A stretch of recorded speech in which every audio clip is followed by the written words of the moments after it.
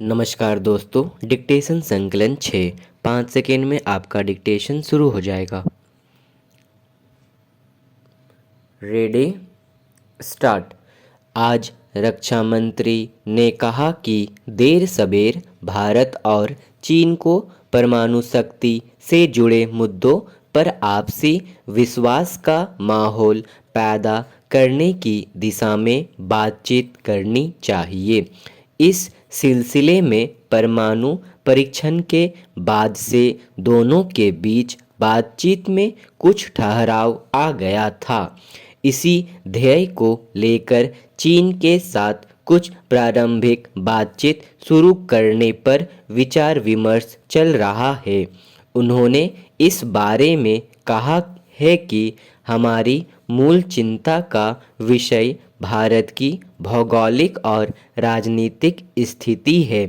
इसी मुद्दे पर चीन और पाकिस्तान के सामरिक संबंध इस विषय के दायरे में मापे जाने चाहिए। भारत और पाकिस्तान के बीच हुई वार्ता लंबी खींच जाने से हमको निराश होने की जरूरत नहीं है, बल्कि दोनों पक्षों की ओर से बातचीत शुरू किया जाना चाहिए।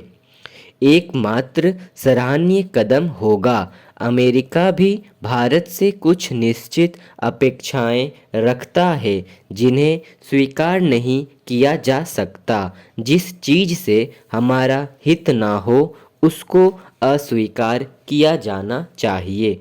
भारत एक बहुत बड़ा देश है। यह किसी भी हालत में किसी से कमज़ोर पड़ने वाला नहीं है। हमारे देश के अंदर बहुत शक्तिशाली देश बनने की सभी क्षमता और संभावना मौजूद है। भारत एक विकसित शक्तिशाली देश है, इससे इनकार नहीं किया जा सकता। इसलिए अमेरिका को चाहिए कि वह भारत की सुरक्षात्मक चिंताओं को समझे और जो अपरिहार्य है उसे स्वीकार करना चाहिए। अमेरिका ने परमाणु एवं अनेक मुद्दों पर चीन के साथ पहले ऐसा ही कुछ किया था। उन्होंने कहा कि अमेरिका को यह समझना होगा कि दुनिया बहुध्रुवी जगत की ओर बढ़ रही है। भारत उन ध्रुवों में से एक है।